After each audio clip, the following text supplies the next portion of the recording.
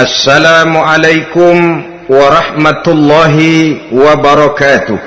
Waalaikumsalam warahmatullahi wabarakatuh. Bismillahirrahmanirrahim. Alhamdulillahi rabbil alamin. Wassalatu wassalamu ala ashrafil anbiya'i wal mursalin, Sayyidina wa maulana Muhammadin wa ala alihi wa ashabihil mujahidin at-tahirin, amma ba'du. Saudara-saudara kaum muslimin rahimakumullah, agama mengajarkan bahwa di dalam melaksanakan segala macam pekerjaan hendaklah dilaksanakan dengan penuh hati-hati dan perhitungan. Dikatakan dalam pepatah, fit ta'annis salamah wa fil ajalatin nadamah. Di dalam keberhati-hatian itu ada keselamatan, dan di dalam sikap tergesa-gesa, di dalam sikap terburu-buru biasanya mengandung penyesalan. Tetapi ada 5 perkara yang malah memang harus dikerjakan secara buru-buru. Apa yang 5 perkara itu? Pertama, mengubur jenazah. Tidak baik kalau jenazah itu disemayamkan sampai 2-3 hari di rumah. Dan yang lebih baik mengubur jenazah itu adalah di tempat di mana dia meninggal.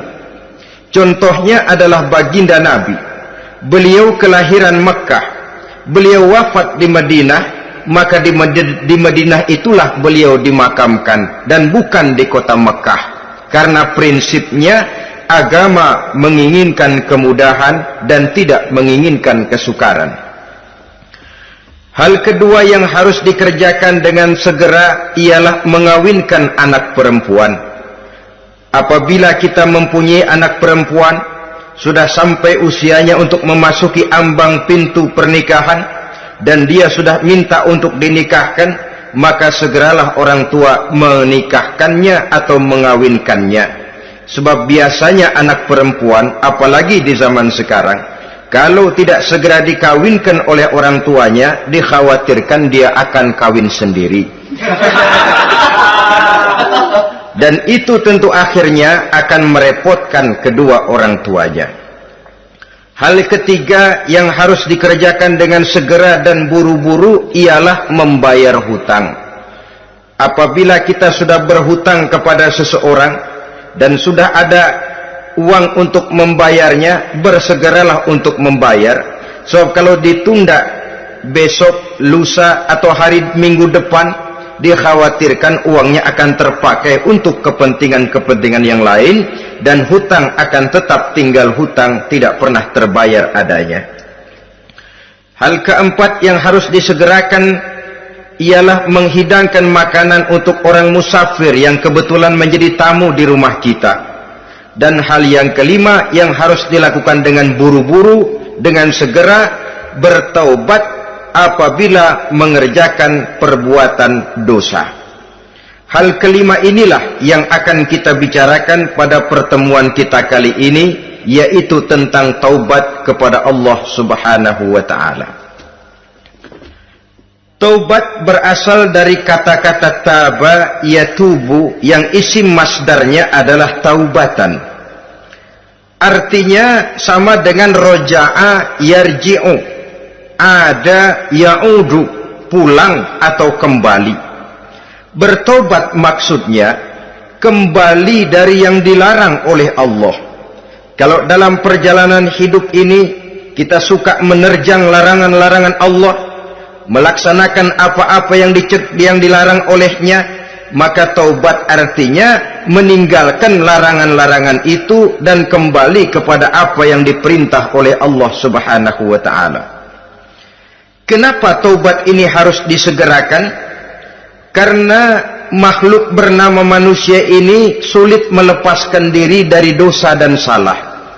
Nabi bersabda, kullu bani Adam khatta'un wa khairul khatta'ina tawwabun.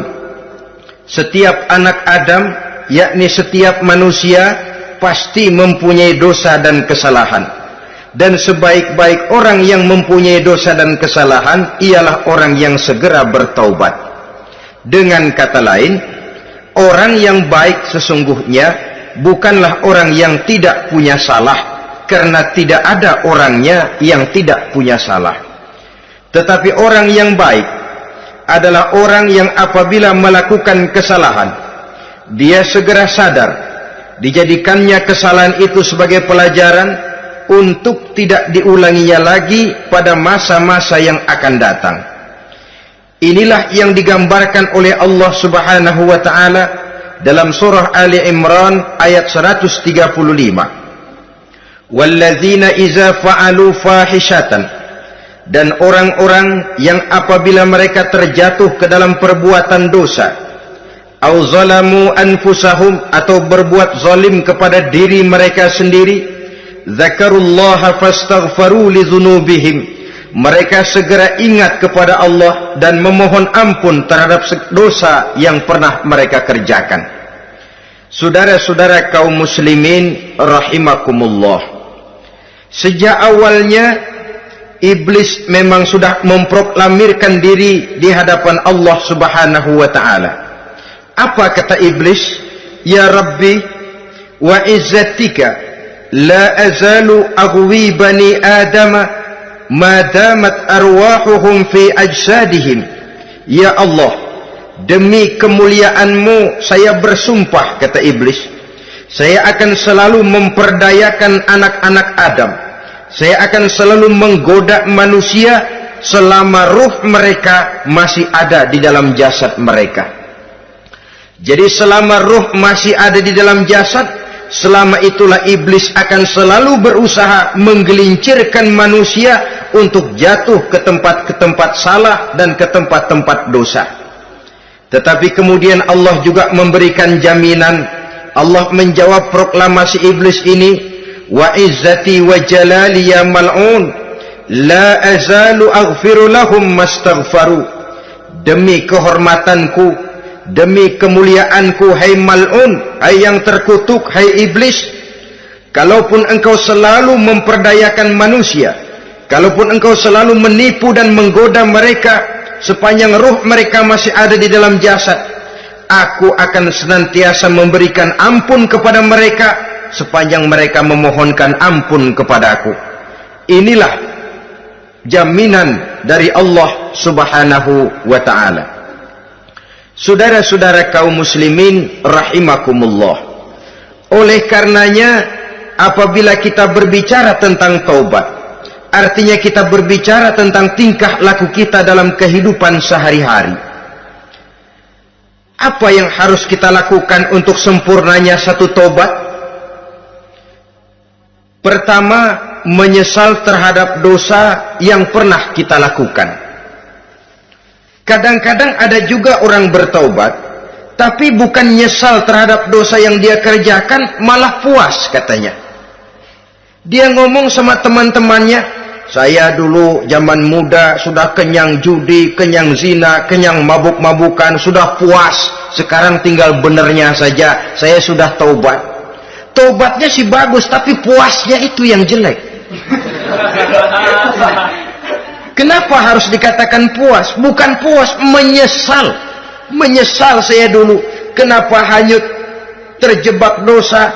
Kenapa tenggelam di meja judi? Kenapa tenggelam di minum-minuman keras? Kenapa hanyut kepada perbuatan munkar dan maksiat? Saya menyesal sekali. Menyesal diperintah dan bukan malah puas. Dari rasa menyesal ini nanti timbul hal yang kedua, yaitu berniat tidak akan mengulangi lagi perbuatan dosa. Kalau menyesal tapi masih diulangi lagi, itu belum taubat yang sebenarnya. Saya kapok, menyesal, tidak mau minum minuman keras lagi. Besok tidak ada minuman keras, malah pusing, nyari kesana kemari. Itu belum taubat yang sebenarnya. Jadi setelah menyesal, berniat tidak akan mengulangi lagi perbuatan dosa itu. Kalau menyesal tapi masih diulanginya lagi, itu sama saja dengan main-main. Saudara-saudara kaum muslimin rahimakumullah, Barangkali itu yang orang namakan dengan taubat sambal namanya. Kita kalau makan nasi pakai sambal, pedesnya bukan main, repot, marah, ngomel. Gila, sambal pedes bukan main, taubat sama sambal. Taubat sama sambal katanya. Tapi 2-3 hari kemudian dia makan lagi, nggak ada sambal, nyari. Kemarin sudah taubat, 2 hari kemudian malah nyari. Ini bukan taubat yang sebenarnya. Penyesalannya tidak diiringi dengan berniat untuk tidak mengulangi perbuatan dosa itu selama-lamanya. Saudara hadirin, kita sudah taubat, tidak mau lagi minum minuman keras. Datang teman, minum ya, nggak mau. Kenapa? Saya sudah taubat. Yang benar, benar. Kalau dibayarin, udah. Jadi rupanya taubatnya itu cuma karena nggak ada yang bayarin. Begitu datang yang bayarin, berangkat lagi. Itu belum lagi merupakan taubat yang sebenarnya. Begitu juga kita taubat dari meja judi. Pada waktu sudah buras, bangkrut, habis-habisan, mungkin menyesal, mungkin bertaubat. Inilah akibatnya judi, rumah tangga berantakan, harta buras, anak terlantar, uang tidak ada. Taubat, saya tidak mau lagi-lagi tenggelam di meja judi. Pada saat kondisinya bangkrut, itu yang diucapkan. Tapi 2-3 hari, 4-3 minggu, 1 bulan kemudian rezekinya banyak, makmur lagi, usahanya maju lagi, lupa lagi dia kepada ucapan sebelumnya. Akhirnya sedikit demi sedikit tenggelam kembali di meja judi. Ini pun belum merupakan taubat yang sebenarnya. Jadi untuk sempurnanya taubat, yang pertama menyesal terhadap dosa yang telah dilakukan, yang kedua berjanji tidak akan mengulangi lagi, kemudian yang ketiga meninggalkan perbuatan jahat itu untuk selama-lamanya. Dengan kata lain, kalau memang taubat tidak mau minum lagi, talak 3 itu minuman keras. Kalau memang niat tidak akan berjudi lagi, talak 3 itu segala macam bentuk perjudian, meninggalkan perbuatan jahat. Yang keempat, menunaikan semua fardu dan kewajiban. Sebab barangkali pada saat kita tenggelam dalam dosa, perintah-perintah Allah, jangankan yang sunnah, yang wajib saja sering kita lalaikan. Maka apabila diri telah berniat melaksanakan taubat, maka tunaikan semua kewajiban yang disyariatkan oleh agama kepada kita. Yang kelima, meminta halal kepada para lawannya dengan termasuk mengembalikan hak milik orang lain. Ini kalau menyangkut hukukul adamiyin atau hak-hak manusia. Jadi kalau kita berdosa kepada sesama manusia, Allah belum akan menerima taubat kita kalau kita belum minta maaf kepada yang bersangkutan. Adapun kalau kita sudah minta maaf tapi yang bersangkutan tidak mau memberikan maaf, itu urusan dia kepada Allah. Urusan kita adalah meminta maaf kepada yang bersangkutan. Hal yang keenam, mendidik atau melatih diri untuk bertaat kepada Allah. Sebagaimana kita dulunya telah melatih diri, memperturutkan diri untuk berbuat durhaka. Lalu memperbaiki yang dimakan dan yang diminum. Itu juga merupakan ciri dari orang-orang yang melaksanakan taubat kepada Allah Subhanahu wa ta'ala. Kemudian apalagi memperbanyak istighfar di dalam kehidupan. Disabdakan oleh Nabi, inna likulli da'in dawa'un wa dawa'u zunubi al-istighfar. Sesungguhnya segala macam penyakit tentu ada obatnya, dan obat dari segala macam dosa adalah istighfar. Saudara-saudara kaum muslimin rahimakumullah. Jadi kalau yang terdahulu merupakan perbuatan-perbuatan konkret, maka yang terakhir ini taubat dalam bentuk ucapan berupa memperbanyak istighfar, memohonkan ampun kepada Allah Subhanahu wa ta'ala. Mari kita lihat dalam teladan hidup kita, manusia yang hatinya paling bersih, tidak lain adalah Rasulullah sallallahu alaihi wasallam. Beliau sudah mendapat jaminan ampun dari seluruh dosa. Liyaghfir lakallahu ma taqaddama min zambika wa ma ta'akhkhar, kata Allah. Muhammad, dosamu yang dahulu, dosamu yang sekarang, dosamu yang akan datang jikalau memang ada, seluruhnya sudah mendapat jaminan ampun dari Allah. Tetapi coba lihat dari sejarah perjalanan hidup yang mulia ini. Sungguh pun beliau sudah nyata-nyata mendapat jaminan ampun dari Allah. Beliau mengatakan, ayyuhan nas, tubu ilallah, fa inni atubu fil yaumi mi'ata marrah. Wahai manusia, bertaubatlah kepada Allah, maka sesungguhnya saya, kata beliau, dalam satu hari bertaubat 100 kali kepada Allah. Dalam riwayat yang lain, sab'ina marrah, 70 kali beliau mengucapkan istighfar minimalnya dalam sehari semalam. Orang yang sudah nyata-nyata mendapat jaminan ampun dari Allah ini, satu hari satu malam istighfarnya minimal 70 kali. Apatah lagi kita yang nyata-nyata belum mendapat jaminan ampun dari Allah. Di dalam satu hadis diriwayatkan bahwa iblis laknatullah alaih pernah berkata, ahlaktun nasa bizzunubi wal ma'asi, aku rusak dan aku hancurkan kehidupan manusia dengan dosa dan dengan segala macam perbuatan maksiat. Iblis menghancurkan manusia dengan menanamkan kegemaran berbuat dosa dan menanamkan kesukaan untuk bergelimang dalam dunia maksiat. Tetapi kemudian iblis mengakui, wa ahlakuni bila ilaha illallah wal istighfar. Tetapi kemudian terbalik, manusia menghancurkan aku dengan kalimat la ilaha illallah dan dengan istighfar, yakni mengucapkan astaghfirullahalazim. Inilah senjata pemungkas menghadapi upaya iblis untuk menghancurkan manusia. Kalau iblis menghancurkan manusia dengan perbuatan dosa, dengan menenggelamkan manusia ke dalam perbuatan-perbuatan maksiat, hendaknya kita sadar. Pada saat kita terdorong untuk melakukan perbuatan dosa, kita lalu sadar, inilah perangkap iblis untuk membinasakan saya. Pada saat kita terjebak ke dalam perbuatan maksiat dan munkarat, ingatlah baik-baik, inilah perangkap iblis untuk merusak dan membinasakan saya. Maka hancurkan perangkap iblis, hancurkan tipu daya dan usaha iblis itu dengan apa? Dengan kalimat la ilaha illallah dan dengan memperbanyak istighfar. Falamma ra'aitu dzalik, ketika aku lihat hal itu, kata iblis, mereka hancurkan kita dengan dosa dan maksiat, dan kita hancurkan mereka dengan la ilaha illallah dan istighfar. Diamkah iblis? Puaskah iblis? Ternyata tidak.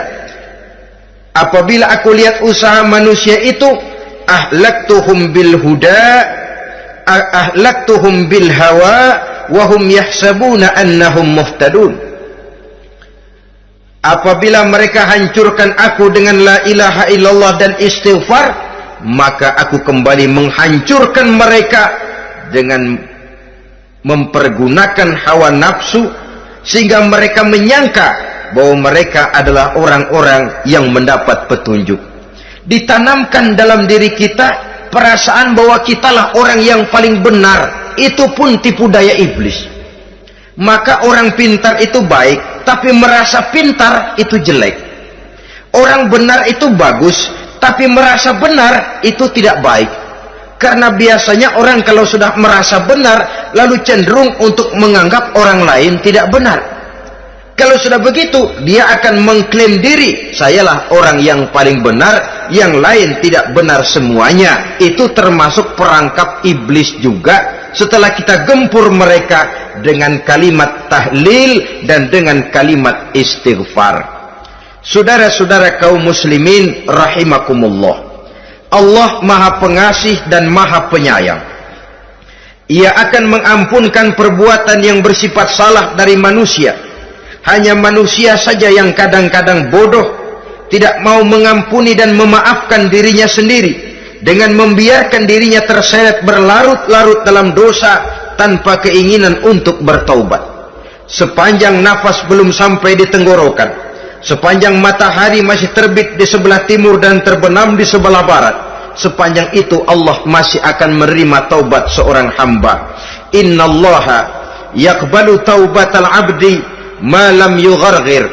Allah akan senantiasa menerima taubat seorang hamba sebelum nafasnya sampai di tenggorokan. Apabila nafas sudah sampai di tenggorokan, maka taubat sudah terlambat adanya. Lalu yang konkret di dalam kehidupan ini, apa ciri-ciri dari orang yang melaksanakan taubat itu? Seorang ahli hikmah berkata, pertama, orang yang taubat itu kelihatan bahwa dalam kehidupan ini dia mampu menjaga lidahnya dari ucapan yang berlebih-lebihan, dari ucapan yang tidak ada manfaatnya, dari ucapan yang mengandung dosa, namimah, mengadu domba, dan ucapan-ucapan yang merugikan orang lain. Orang yang taubat kelihatan dari lidahnya. Ini yang konkret. Yang kedua, orang yang taubat itu cirinya tidak ada lagi rasa dengki di hatinya, tidak ada keinginan untuk membenci dan memusuhi orang lain.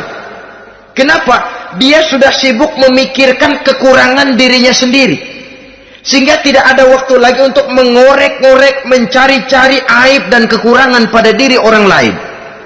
Ini makna ucapan Nabi, tuba liman syaghalahu aibuhu an uyubin nas. Beruntunglah orang yang kekurangan pada dirinya menyebabkan dia cukup sibuk sehingga tidak sempat mencari-cari dan mengorek-ngorek aib dan kekurangan orang lain. Berbeda dengan orang yang masih jauh dari sikap taubat, selalu berusaha mencari dan mengorek-ngorek kekurangan orang lain, sementara aib dan kekurangan dirinya diumpetin. Ini namanya ilmu kancil.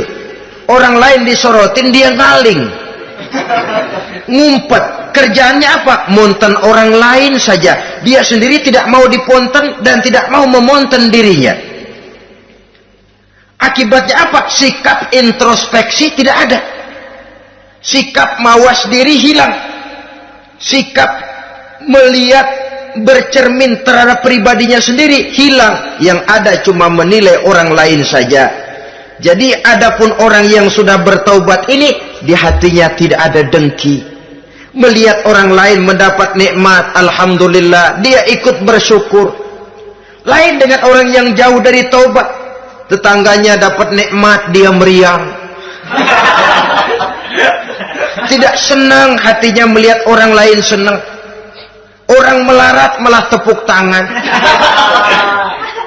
Saudara hadirin yang saya muliakan, orang yang semacam ini pada hakikatnya selalu disiksa oleh perasaannya sendiri.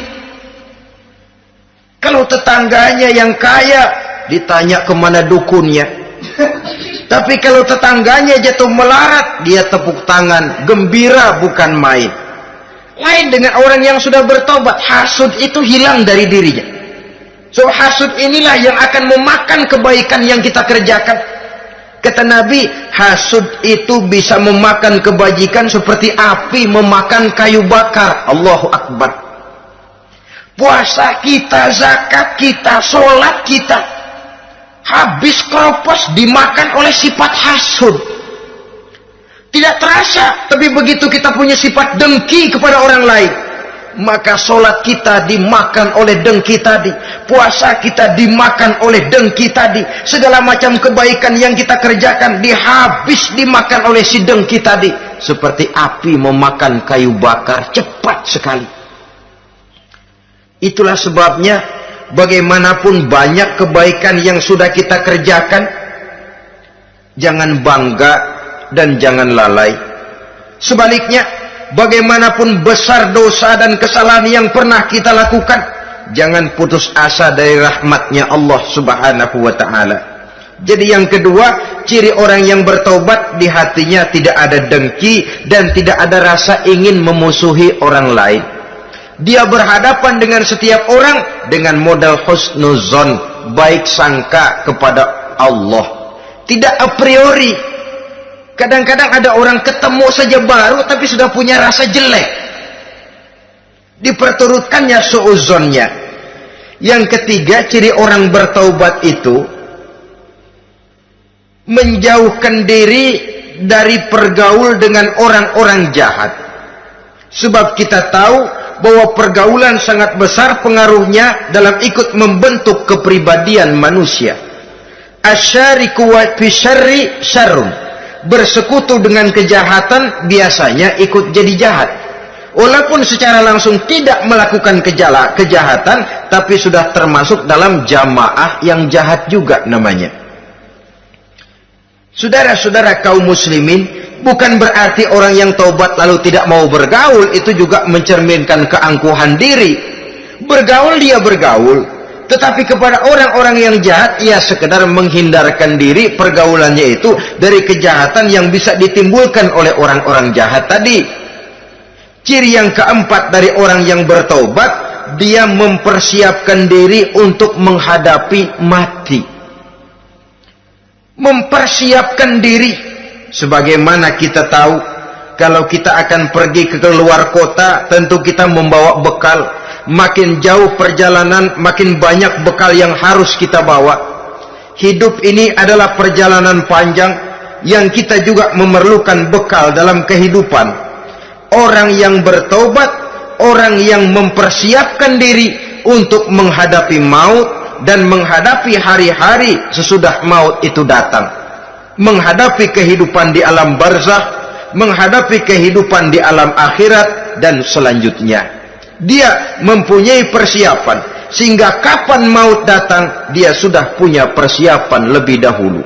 Saudara, kalau kita siap dipukul orang, pada saat pukulan itu datang, rasanya sakitnya agak lebih kurang daripada kita tidak pernah siap untuk dipukul. Walaupun bobot pukulannya sama, tapi kita akan lebih punya daya tahan kalau kita sudah siap. Oleh karena itu, orang yang bertobat, orang yang mempunyai persiapan untuk menghadapi mati. Tidak hanya untuk menghadapi mati, tapi juga menghadapi hidup di seberang kematian nanti.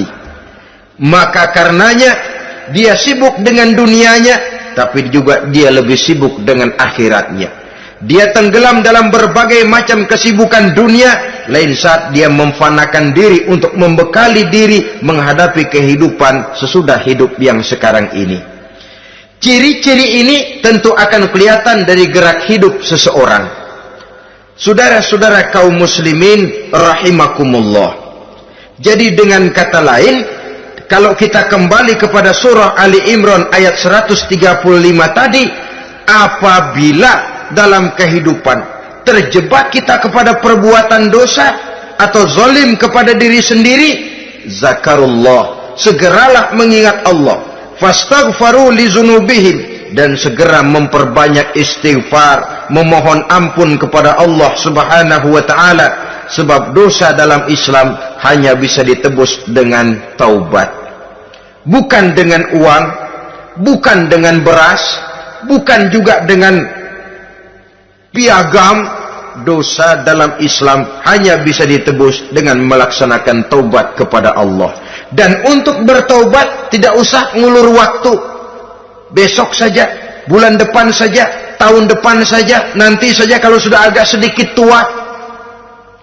Ibarat diri kita ini kaca, kata Imam Ghazali, maka dosa adalah debu. Apabila kaca kena debu, sedikit nempel debu lalu dilap, sedikit nempel debu terus dilap lagi, insya Allah kaca akan tetap bersih. Tapi kalau kita menunggu debu sampai banyak, apalagi sampai berurat, berkarat, nanti akan sulit membersihkannya. Demikian hati manusia itu. Kalau sudah dihinggapi oleh dosa, ditumpuknya lagi, berkarat dosa dalam hati, biasanya berat untuk melaksanakan taubat. untuk lebih meningkatkan pengertian kita tentang ciri dari orang-orang yang bertaubat, mari kita ikuti sebuah dialog yang pernah terjadi antara Rasul dengan para sahabat. Satu hari ketika sedang berkumpul dengan para sahabat, baginda Rasul bertanya, "Atadruna manit taib?" Saudara-saudara, tahu enggak saudara-saudara, siapa sebenarnya orang-orang yang bertaubat itu? Macam-macamlah jawaban para sahabat, tapi yang jelas akhirnya mereka berkata, Allahu wa rasuluhu a'lam. Allah dan Rasulnya yang lebih tahu siapa sebenarnya orang yang bertaubat itu. Atas jawaban ini, baginda Rasul lalu menegaskan, pertama, man taba wa lam yata'allamil ilma falaysa bitaibin. Siapa orang yang mengaku bertaubat kepada Allah, lalu dia tidak mau mencari ilmu, tidak mau belajar, falaysa bitaibin, maka dia belum termasuk orang yang bertaubat. Jadi di sini jelas bahwa bukan hanya dari dosa kita bertaubat, juga bertaubat dari kebodohan. Dalam arti tidak membiarkan diri kita bodoh terus menerus. Dengan bahasa anak sekarang, bodoh tapi betah.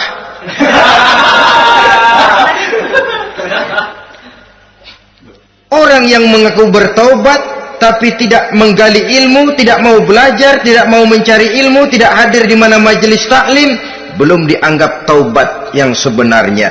Jadi grafik orang yang taubat itu kelihatan dari kesungguhannya mencari ilmu, menghadiri majelis taklim, menghadiri kuliah-kuliah, ceramah-ceramah dan diskusi-diskusi keagamaan. Rakus dia dengan ilmu pengetahuan agama, sehingga dengan ilmunya taubatnya semakin mantap. Ini ciri yang pertama.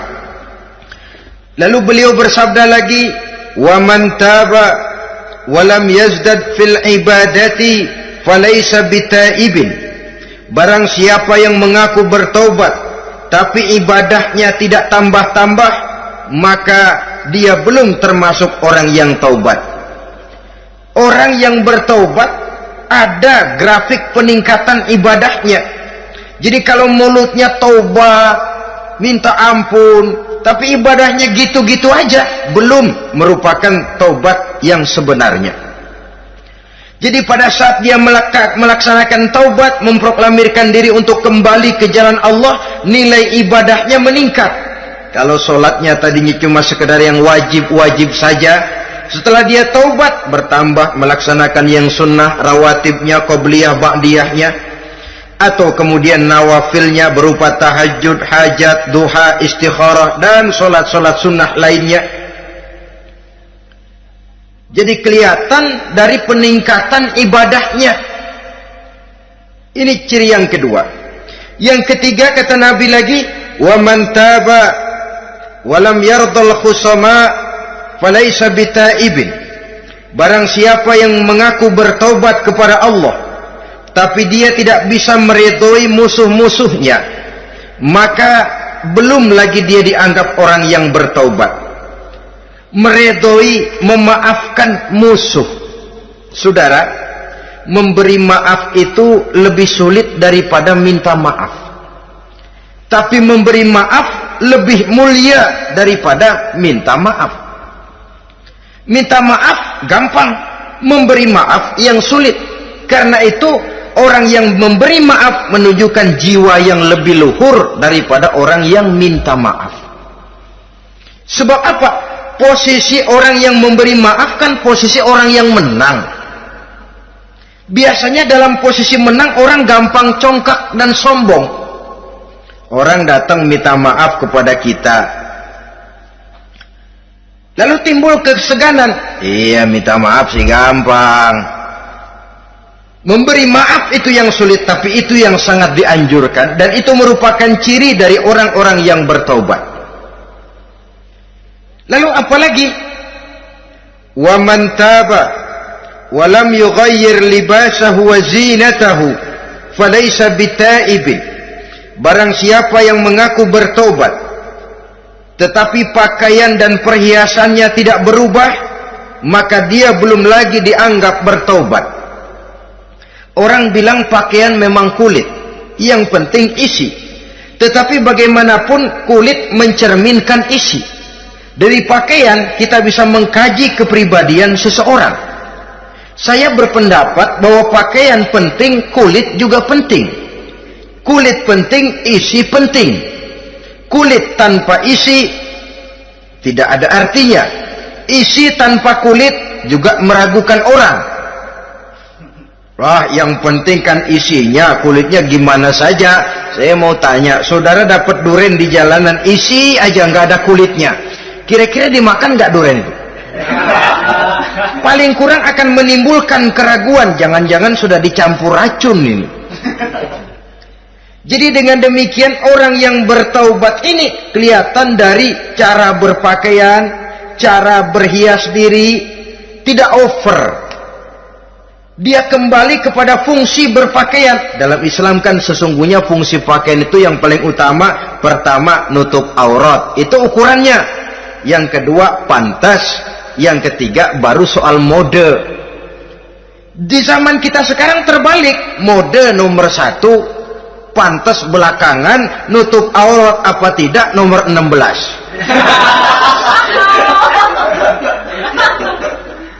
Kalau sudah mode, kita kekira kekurangan pertimbangan. Ini buat saya pantas apa tidak, ini menutup aurat apa tidak. Kita balik, padahal fungsi berpakaian dalam Islam tujuan utamanya pertama nutup aurat. Biar modenya mutaakhir, ciptaan Pierre Cardin sekalipun, kalau memang tidak nutup aurat, ya hukumnya masih belum berpakaian. Atau juga ukuran yang kedua, pantas. Yang orang lain pantas kita pakai, belum tentu kita pantas. Kita kadang-kadang kehilangan pertimbangan. Lihat iklan bintang film memakai pakaian yang begini bagus, lalu kita pakai saja. Ya tentu namanya bintang film. Kadang-kadang pakaian untuk show dipakai buat kondangan, akhirnya habis sekampung orang nonton dia.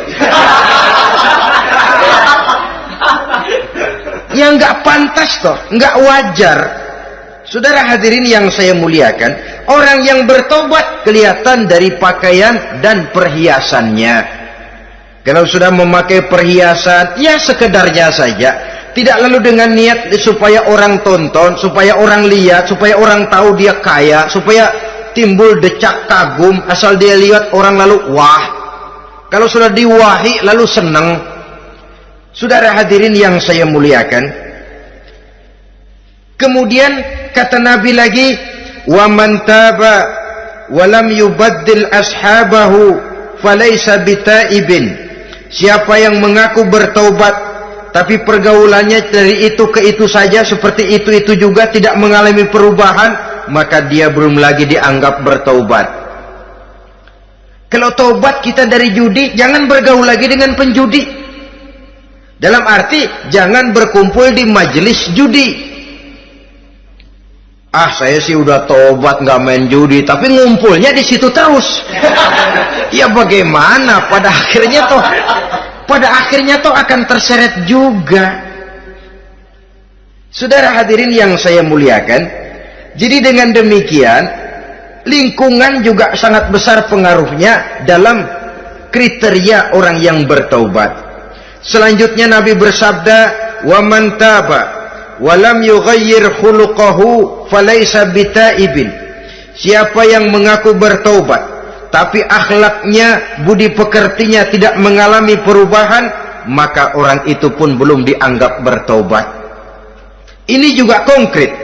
Orang yang bertaubat kelihatan dari akhlaknya. Kalau kemarin sama orang tua songong, kurang ajar, nyelongcong, maka setelah taubat dia berakhlak kepada orang tua.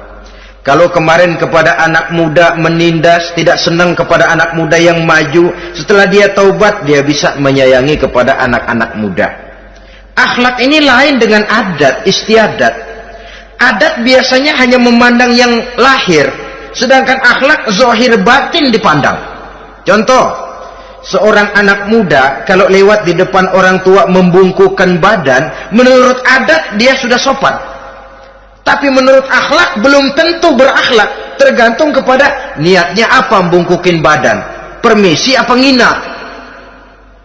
Kan mungkin saja orang membukukan badan lewat di depan aki-aki karena menghina sebab aki-aki itu badannya udah bungkuk. Jadi gerakan zohir yang baik yang diiringi dengan niat yang baik, itulah cerminan daripada akhlak. Kalau adat terlepas dari soal niat. Asal zohirnya sudah oke, menurut adat, oke dia beradat. Niatnya apa? Adat tidak pernah menilai. Maka orang yang bertaubat pun kelihatan dari akhlaknya. Dan akhlak itu adalah keseluruhan tingkah hidup manusia. Cara berjalan ada akhlak, cara makan ada akhlak, cara duduk ada akhlak, cara tidur ada akhlak. Sehingga pantas ketika Siti Aisyah ditanya, Aisyah, Rasulullah itu akhlaknya apa sih? Beliau menjawab, karena Rasulullah khuluquhul Quran. Rasulullah itu akhlaknya Quran. Sehingga di kalangan ilmuwan lalu ada ungkapan bahwa Nabi Muhammad adalah Quran berjalan. Maksudnya seluruh konsepsi Quran sudah diterjemahkan dalam kehidupan Nabi. Maka tidak heran kalau Islam mengatur kehidupan manusia sejak yang sekecil-kecilnya sampai yang sebesar-besarnya. Cara berpakaian ada akhlaknya, kan begitu toh dalam Islam. Saudara diri di depan kaca, ngaca, ada akhlaknya, ada bacaannya. Allahumma kama hasanta khalqi fahassin khuluqi. Sampai saudara masuk ke dalam WC sekalipun ada akhlaknya. Karena akhlak adalah keseluruhan gerak hidup manusia. Orang yang bertobat kelihatan dari perubahan akhlaknya. Kemudian beliau bersabda, "Wa man taba wa lam yatwi firashahu wa bisatahu falaysa bitaibin." Siapa orang yang mengaku bertaubat tetapi dia tidak menggulung tempat tidur dan spraynya, maka dia belum dianggap bertaubat. Ini bahasa kinayah. Menggulung spray, melipat tempat tidur artinya lebih banyak ibadahnya daripada tidurnya. Kalau ngaku taubat tapi sehari 24 jam, 22 jam tidur, cuma 2 jam ibadah, ya belum mencapai kriteria itu. Dengan kata lain, orang apabila sudah memproklamirkan diri untuk taubat, menyingsingkan lengan baju, melipat spray, menggulung tempat tidur. Bukan berarti dia tidak tidur-tidur, tetapi bersiap diri untuk melaksanakan ibadah yang pada saat dia terjebak dalam dosa, sudah banyak ibadah yang ditinggalkannya. Saudara-saudara kaum muslimin rahimakumullah. Kemudian beliau bersabda pula, "Wa man taba wa lam yatasaddaq falaysa bitaibin." Barang siapa yang mengaku bertobat kemudian dia tidak menyedekahkan karunia yang diberikan Allah kepadanya, maka taubatnya belum lagi dianggap taubat yang sebenarnya. Faman istabana minal abdi hazihi al-khisal fahuwa taibun haqqa.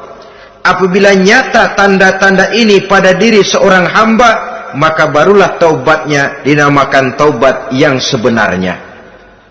Jadi untuk taubat itu ada 2 jalan yang bisa kita tempuh. Pertama, taubat dengan lisan, taubat dengan ucapan. Dalam artian apa? Memperbanyak istighfar. Istighfar yang mana? Yang mana yang mungkin saja. Kalau waktunya sempit, ya istighfar yang pendek-pendek. Astaghfirullah, astaghfirullah, astaghfirullah. Mau yang lebih panjang, astaghfirullahalazim allazi la ilaha illa huwal hayyul qayyum wa atubu ilaih min jami'il ma'asi waz zunub la haula wala quwwata illa billahil aliyyil azim. Ada waktu yang lebih panjang lagi, membaca sayyidul istighfar. Tiap kali berbuat jahat, tiap kali diiringi dengan istighfar. Nah, ini yang bisa runtuh dengan istighfar ini dosa apa? Dosa yang ringan, dosa yang biasanya dilakukan oleh panca indera kita. Mata ini dosa mata, insya Allah bisa runtuh dengan istighfar. Ngelihat yang haram, cepat nunduk, astagfirullah. Habis nunduk, jangan ngeliatin lagi. Kadang-kadang ngelihat nunduk, istighfar, melotot lagi, istighfar lagi.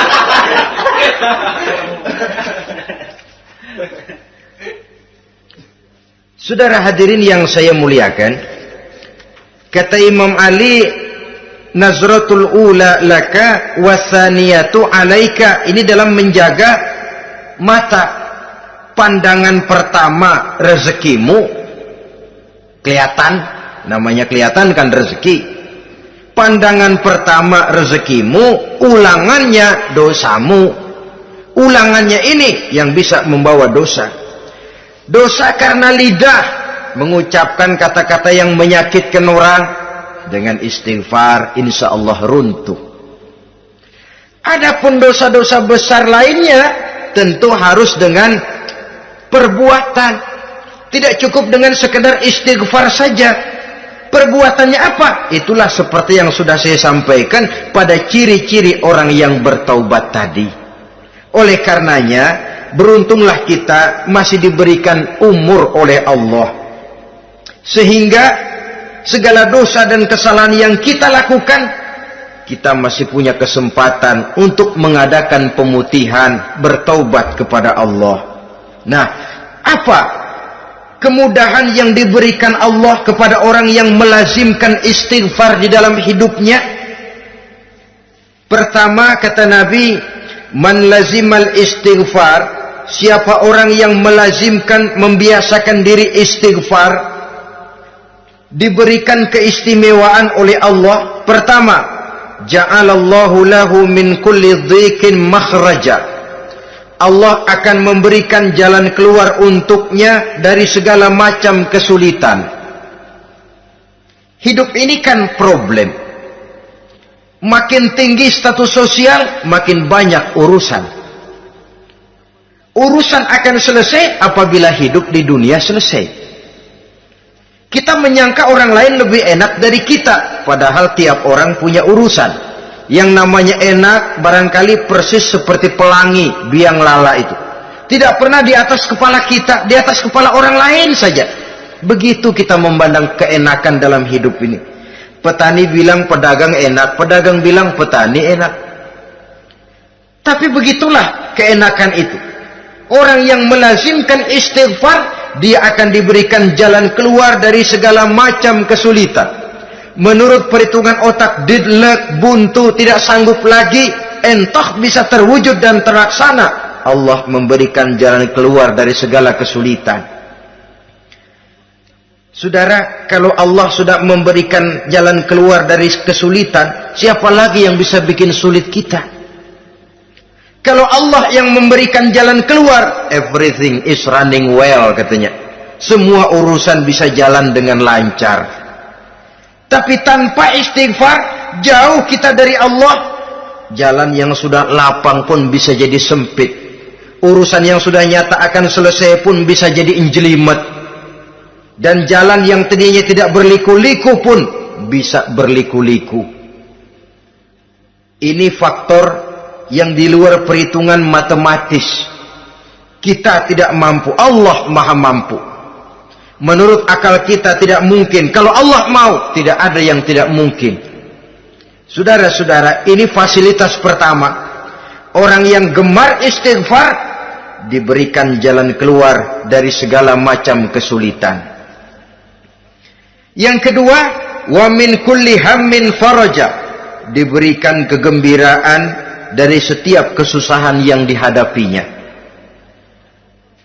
Ada saja faktor-faktor yang mendatangkan kegembiraan, yang mendatangkan refreshing di dalam kehidupannya, sehingga dia tidak lalu merasa jalannya buntu, tidak merasa kesulitannya tidak pernah terselesaikan. Dan yang ketiga, fasilitas yang diberikan Allah kepada orang yang gemar istighfar, wa razaqahu min haitsu la yahtasib. Allah akan memberikan kepada mereka rizki dari jalan yang tidak pernah mereka sangka-sangka. dari jalan yang tidak pernah mereka perkirakan sebelumnya. Saudara-saudara kaum muslimin rahimakumullah. Inilah fasilitas ketiga yang diberikan Allah kepada orang yang gemar istighfar. Rizkinya datang dari jalan yang tidak disangka-sangka. Sebab rizki ini juga termasuk hal gaib. Dan jangan lupa, ar-rizku bimakna al-ata hissiyan kana au ma'nawiyan. Rizki adalah pemberian baik yang konkret maupun yang abstrak. Kita sering membatasi pengertian rezeki, maka rezeki kita jadi sering terbatas. Menurut kita kan yang namanya rezeki cuma duit saja. Kalau bukan duit bukan rezeki. Padahal semua karunia Allah itu rezeki. Umur rezeki, istri rezeki, anak rezeki, pangkat dan jabatan rezeki, termasuk duit juga rezeki. Tapi dalam kebiasaan kita rezeki cuma duit. Begitu duit seret, kita anggap rezeki macet. Maka akhirnya kita tidak bersyukur kepada Allah. Padahal mungkin di sektor duit macet, tapi rezeki dari segi lain, ilmu barangkali tambah, wibawa naik, pangkat naik, anak tambah, itu juga merupakan rezeki. Saudara-saudara kaum muslimin rahimakumullah, orang yang gemar istighfar ini diberikan rezeki dari jalan yang tidak disangka-sangkanya, dibukakan perbendaharaan Allah untuknya, sehingga rezekinya datang dari cara yang tidak disangka-sangka. Allah Maha Kaya. Kalau dia mau, la mani'a lima a'taita wa la mu'tiya lima mana'ta. Tidak satu kekuatan pun yang mampu mencegah apa yang hendak diberikan Allah, dan tidak satu kekuatan pun yang sanggup memberikan apa yang dicegah oleh Allah Subhanahu wa ta'ala. Ini keistimewaan yang diberikan Allah kepada mereka yang gemar beristighfar di dalam kehidupan ini. Jangan lagi berpikir, gua sih nggak punya dosa, istighfar amat. Sombong, saudara-saudara. Manusia itu lebih baik merasa banyak dosa daripada merasa tidak punya dosa. Tanda orang bahagia, kata Nabi, 4. Pertama, orang yang selalu ingat kepada kesalahan yang pernah dia lakukan. Itu orang bahagia. Selalu ingat kepada kesalahan yang pernah dilakukannya. Sehingga pada saat akan melakukan kesalahan yang baru, dia mikir-mikir. Dosa gue yang kemarin udah 3 keranjang, nih nambah lagi. Ingatannya terhadap kesalahan yang lalu akan merupakan langkah preventif yang mencegah dirinya untuk tidak menambah kesalahannya. Orang bahagia, orang yang selalu ingat kesalahan yang pernah dia lakukan, terbayang di pelupuk mata, bukan ngumpet-ngumpetin dosa. Sebab apa yang mau kita umpetin di hadapan Allah? Yang kedua, tanda orang bahagia itu orang yang selalu melupakan kebaikannya. Kalau dia berbuat baik, dia lupakan. Dia anggap dirinya belum pernah berbuat baik. Sehingga di mana ada kebaikan, dia tidak bisa ikut. Dia merasa sangat rugi. Sebab dia anggap dirinya belum pernah berbuat baik. Yang ketiga, tanda orang bahagia, dalam urusan dunia dia lihat ke bawah, sehingga timbul rasa syukurnya bahwa kalau dia sengsara masih banyak yang lebih sengsara dari dia, bahwa kalau dia miskin masih jauh lebih banyak yang miskin dari dia, bahwa kalau dia menemui kesulitan masih banyak yang jauh lebih sulit dari dia. Dengan cara itu jiwanya akan lapang, hidupnya akan tenang, dan dia tidak pernah ingkar kepada nikmat yang diberikan Allah. Sebaliknya yang keempat, tanda orang bahagia itu dalam urusan akhirat dia lihat ke atas. Dunia lihat yang bawah, akhirat lihat yang atas. Kalau dia bisa sholat, kenapa saya tidak? Kalau dia sanggup puasa, kenapa saya tidak? Kalau dia bisa baca Quran, kenapa saya tidak? Timbul panas, nyontoh ibadah mendatangkan kebahagiaan. Rakus ibadah malah dianjurkan, rakus dunia malah tercela. Nah, lawanannya orang celaka, saudara-saudara. Orang celaka juga tandanya 4, lawanan yang tadi itu. Pertama, orang yang selalu melupakan kesalahannya. Kalau berbuat dosa lupa, sok bersih. Alah, dosa gue mah dikit. Saudara hadirin yang saya muliakan, orang yang selalu melupakan kesalahan, menganggap dirinya bersih, akhirnya kalau ingin berbuat dosa nggak mikir-mikir, tidak ada lagi yang ditimbang-timbang. Selanjutnya, yang kedua, orang celaka itu orang yang selalu mengingat kebaikannya. Akhirnya apa? Timbul sifat nepuk dada, membanggakan jasa, lahirlah pahlawan-pahlawan kesiangan. Selalu membanggakan diri, nepuk dada. Kalau enggak saya, kalau enggak saya. Itu masjid, kalau enggak saya. Itu pesantren, kalau enggak saya. Itu umat, kalau enggak saya. Kalau enggak saya. Memangnya kalau enggak sampean kenapa?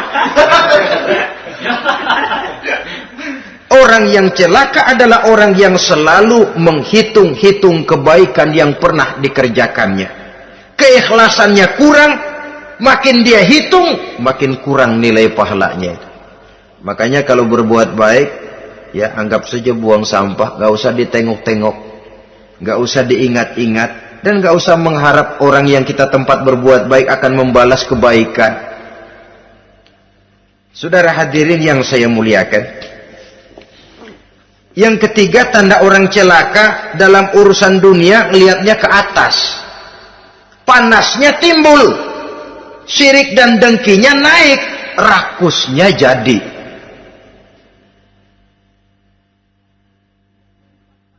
Timbul sifat panasnya itu, tidak mau ngerti. Kalau tetangga saya bisa beli kulkas, kenapa saya tidak?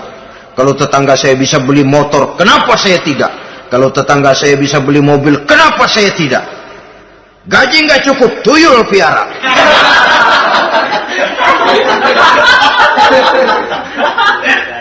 Orang itu kalau sudah didorong oleh rakus kan bisa jadi menghalalkan segala macam cara untuk mencapai tujuan. Dibakar oleh sifat tamak dan rakus bin serakah. Nah, kalau sudah didorong oleh rasa rakus, yang segera tersingkir pertama rasa malu. Orang kalau sudah rakus nggak ada malunya, rasa malunya hilang. Padahal syarat jadi orang itu kan kalau punya rasa malu. Nggak punya rasa malu, kurang syarat jadi orang. Akan bagaimana jadinya masyarakat, bahkan bangsa dan negara, kalau rakyatnya sudah tidak punya rasa malu. Yang kedua, rasa takut hilang, terutama takut kepada Allah. Sirna sama sekali. Sudah tujuan menghalalkan cara. Yang keempat, tanda orang celaka dalam urusan akhirat, lihatnya malah ke bawah. Kenapa kamu enggak sholat? Itu bapak anu yang tuaan, enggak, saya enggak lagi. Kenapa ngelihatnya mesti kepada yang begitu? Sehingga lalu tidak ada gairah untuk mencontoh.